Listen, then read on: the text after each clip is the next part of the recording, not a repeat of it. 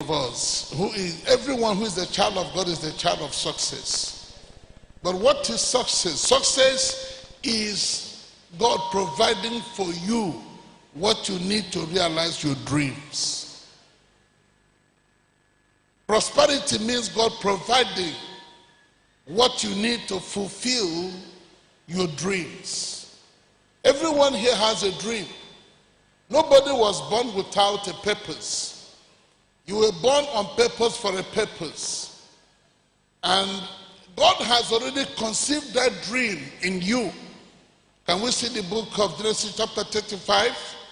Let's see verse 5. We'll take the book of Jeremiah chapter 1 verse 5. We'll take the book of Galatians chapter 1 verse 15. Let's be fast because of time. I want you to hear me this night. Right where you are sitting is a dream that God has conceived in you. Everyone here has a dream, and your dream shows your potential. Your dream shows your possibility. Your dream shows the measure of your greatness. Can somebody read to us the book of what? Genesis 37 verse 5. Galatians chapter 1 verse 15. And Joseph dreamed a dream. And Joseph dreamt a dream. And he told it No, that's his okay. brethren. He dreamt a dream. Everyone here has a dream. A dream of what God says you can do, you can become, you can be. I don't care your background, but any one of us that shall be successful must know the principle of success. And I want you to hear me.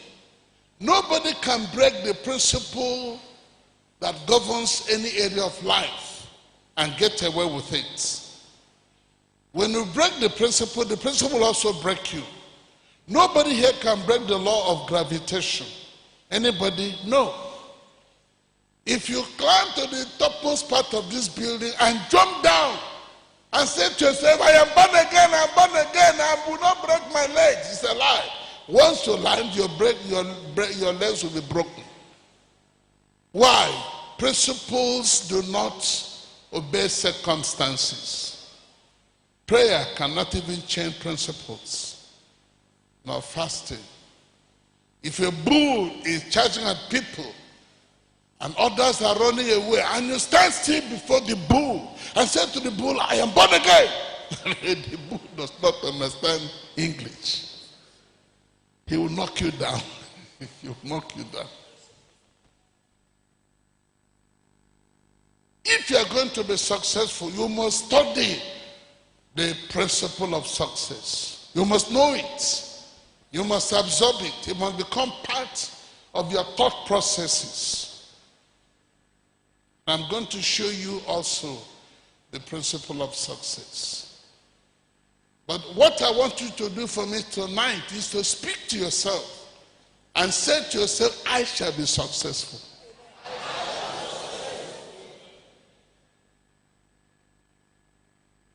Circumstances will not change it.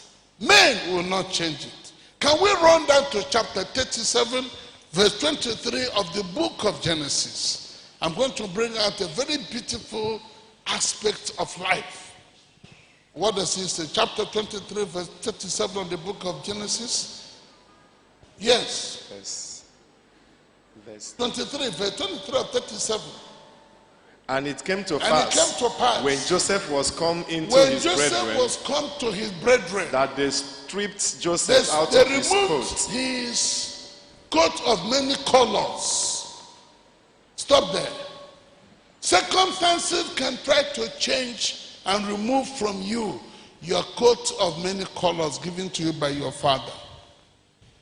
Men can take away that coat of many colors out of bitterness and envy, out of hatred. I want to make a very important statement. When they take that dress from you, they will not take the real blessings from you.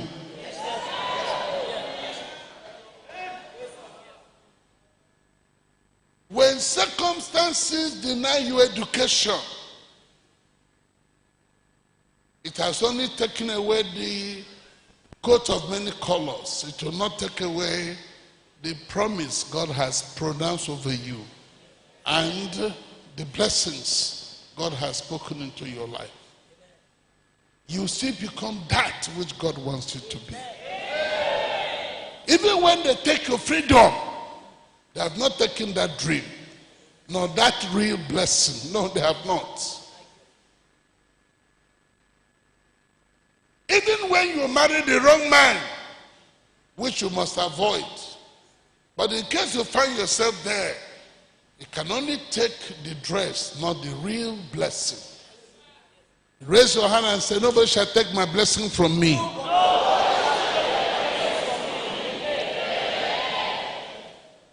Not even circumstances. Not even imprisonment. No, not even imprisonment.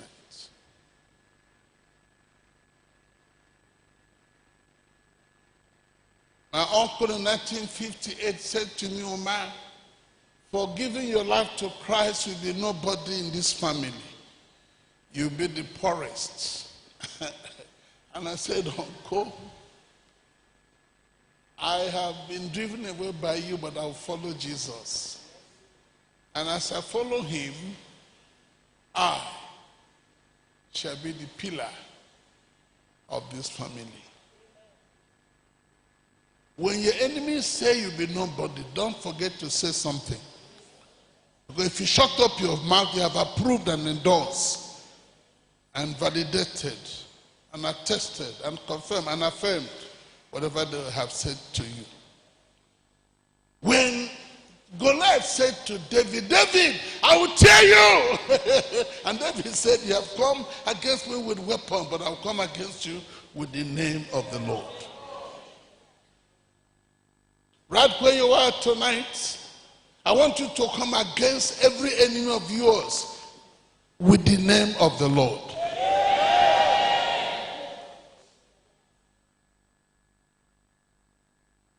Already the king has said to David, you are too young to confront this master warrior.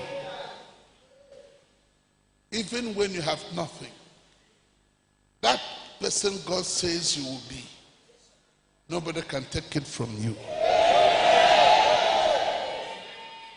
Let's see the book of Genesis, chapter 39, verse 20 and 21. And then we'll take chapter 41, we'll take verse 41. And Joseph's master took him. And Joseph's master took him. And put him into the prison. He locked him up and jailed him. A place where the king's prisoners were bound. But remember, even when he was jailed, the story was not over. And I want to announce that the story of your life is not yet over. It is not over until it is over. Yes, sir. Yes, sir. No, it is not over until it is over. Yes, sir. And do you know you also have the right to ignore the referee? When the referee blows his whistle and says, you have been pinned down, you have been defeated, you can ignore him. Because when they locked up Joseph in a prison house, the referee had blown the whistle that the match was over. But Joseph kept saying, this match is not over. It is not over. It is not over. It is not over. How many of you have noticed the traffic light in New York? It makes me happy. The traffic light says stop and wait. It does not say stop and sleep. It says stop and wait because the lights, the color of the light will soon change. Just wait. And you must wait. Don't surrender. Don't give up. Can you tell two persons never you surrender or give up?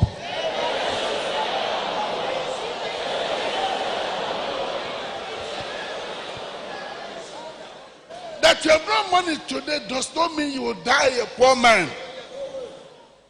Because that story is not yet over. Ignore the referee. Ignore the referee. Ignore the referee. Stop counting your weakness. Stop counting your... Can we see the book of 1 Peter chapter 2 verse 9? What does it say? 1 Peter 2 verse 9. What does it say? Awesome God. What does it say, sir? But ye are a chosen generation. Raise your hand and say, I am a chosen generation. Go on, sir. A royal priesthood. Say to yourself, I am a royal priesthood. An holy nation. An holy nation. A peculiar people. Peculiar people. That ye should show forth the praise of him who had called you out of... Raise up your hand and say, I shall show the praise of him who had called me. No, but let's see the book of Ephesians chapter 4 verse 1. There's something powerful I want to bring out there. Ephesians chapter 4 verse 1. What does it say? I therefore, the prisoner of the Lord, beseech you, that ye walk worthy of the vocation, worthy of your vocation, wherewith ye are called. Wherewith you are called. What does that mean? Every born again child of God has been called by God. You cannot come here every Wednesday if you have not been called by God. There is a prophetic covering that brings you here every Wednesday. There is something that makes you come. You may not understand it. It is because you have been called by God. You know, pastors have a way of making members look like small people. Say, I'm being called. I am an apostle. I am a prophet. If a one young man came to see me, he just began by saying, sir, I am an apostle. But I want prayer for success. And I said, but you are an apostle. It's a way of intimidating other Christians. Whether you are an apostle, a prophet, doesn't mean anything. Every born again child of God has been called by God. So when a bishop tells you he is a bishop, just take them and say, I am also called. Because a bishop is only an overseer. Just say, I'm also called. You've been called to be a child of God. And the Bible is simply saying, forget your bad family's background. Nothing irritates me like somebody saying in my family, nobody has ever prospered. Our ancestors are chasing. Hey, you are now a peculiar person. A royal priesthood. Your family, let them be what they want to be. You. Raise your hand and say, I shall be the main man of my family. No, last Saturday was my best day in the last 50 years. Elders of my village, leaders of my village, they came to see me with 2 goats and 20 tubers of yam to say you are the main man of this village.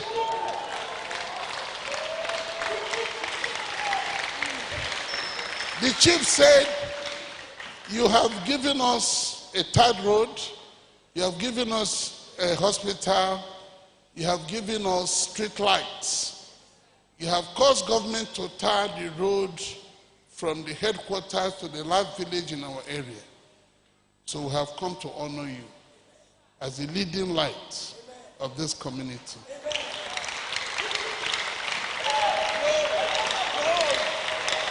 Whereas at the beginning, they used to ask my wife, how will this preacher take care of you? You will die of hunger. Die of hunger. And I said to them, let's see what tomorrow will bring. Never you do what? Surrender. I don't care what you're going through. You know, they locked up Ojukwu. No, not that he was a believer, but that aspect of him, let's pick it. On his way to the prison yard, he bought 100 novels. He said he was going there as a student to read through those novels, not as a prisoner. That they can lock his body, but his mind will be reading and studying. And he will come out as an informed person. a better informed person, an educated person, your enemies will not define you. No, what did I say? Your enemies. Why don't you tell 4 persons and say, my enemies shall not define me?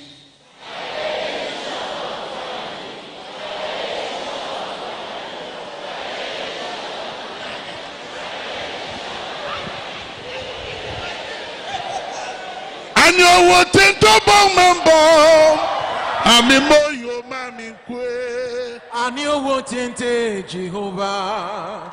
Ami moyo mami kwe. Ami moyo mami moyo mami moyo mami kwe. And you will think Jehovah. Ami moyo mami kwe. And you will think about member. Jesus. Ami moyo mami kwe. Ani owo ete Jehovah. Ami moyo mami kwe. Ani owo ete ntobo membo. Ami moyo mami kwe. Ani owo ete ntobo membo. Ami moyo mami kwe. Ani owo ete Jehovah. Ami moyo mami kwe. Ani owo ete ntobo membo. Ami moyo mami kwe. And you want to Jehovah. Ami moyo mami kwe. And you want to remember. Ami moyo mami kwe.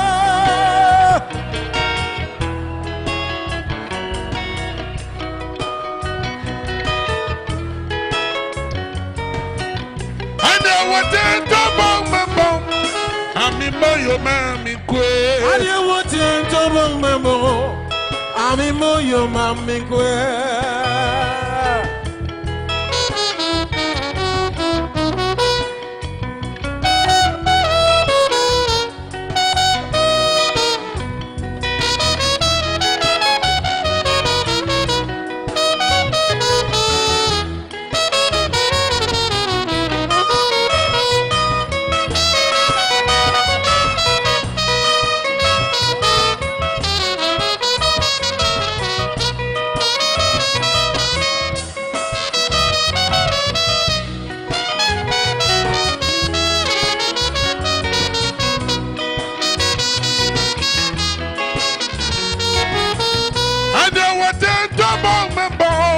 Ami moyo mami kwe.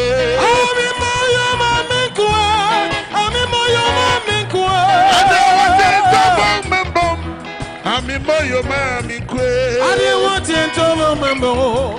Ami moyo mami kwe.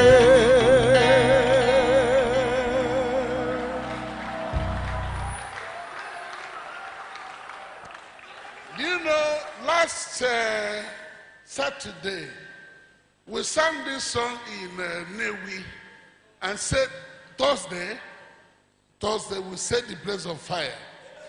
I am ashamed that people from this place cannot celebrate their gift of songs. You're all acting like women in labor.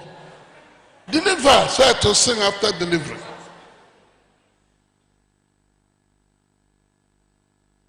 All those who cannot worship the Lord with songs died without being buried.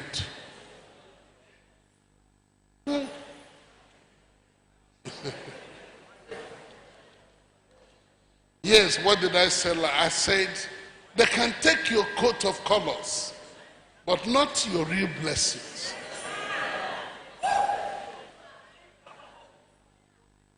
And I said, you must ignore the referee. When sickness stops you, just ignore the referee. Tell yourself, I'll make it.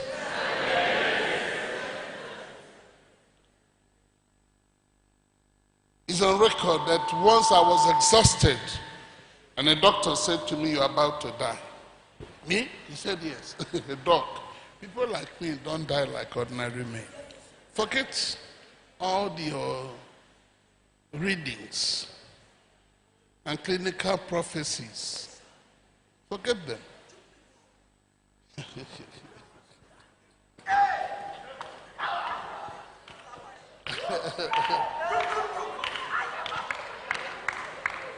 I was flown out of Nigeria My nephew, somebody I had trained, now a big physician in London, brought all his professor friends. When he saw me at the airport, he didn't talk to me. He said, "You look like a dying man." What does a dying man look like? Stop this nonsense. I didn't send you to school to give me false clinical prophecies. Yes, sir. 6 professors examined me and they said, "You're not sick, only you don't know how to rest." "I'm not sick?" They said, "Yes." "What of the money I paid for my bed?" But they asked me to give them back the bed they gave me. And I said, "I paid £1,000 for that bed." They said, "Well, that's your punishment for not knowing how to rest. Give us back the bed. The money's gone." What?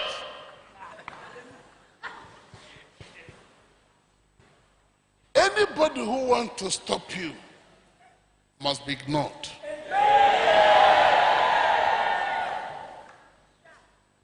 You know, a woman asked her son to eat solid food when the boy did not want to eat.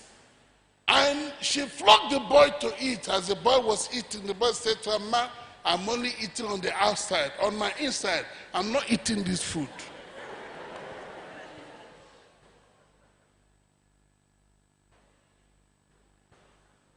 So we'll go back to verse 23 of chapter 39 of the book of Genesis. What does it say? Awesome God. Yes, sir. 21, sir. Verse 21. Yeah, but the Lord was with Joseph. Raise your hand and say, "The Lord is with me." The Lord is with me. You are here this night because the Lord is with you. Amen. He is the one that brought you that you may hear what you're hearing. So I don't care what the report says. I shall live a successful life. Sometimes your dream may be bigger than where you are. When I told my wife God asked me to build a hospital, she intelligently said to me, "Don't tell anybody this thing you have told me, because it's not possible. One man does not build a hospital. And you're a preacher. No, leave that answer to God. How will I realize my dream? Leave it in God's hands." As we stepped into a church in Omaha, Nebraska, I won't give you the name because they have sister churches in Uyo. They will come after me. God said to me, "Omar, see those 2 cripples. The miracle I will perform in their lives will pick the bill for the hospital I ask you to build." God has 250 million ways of solving one problem.